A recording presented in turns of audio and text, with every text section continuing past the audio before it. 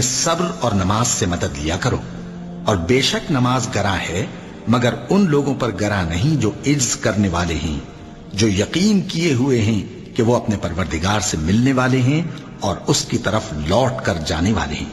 और अल्लाह की राह में माल खर्च करो और अपने आप को हलाकत में न डालो, और नेकी करो, बेशक अल्लाह नेकी करने वालों को दोस्त रखता है।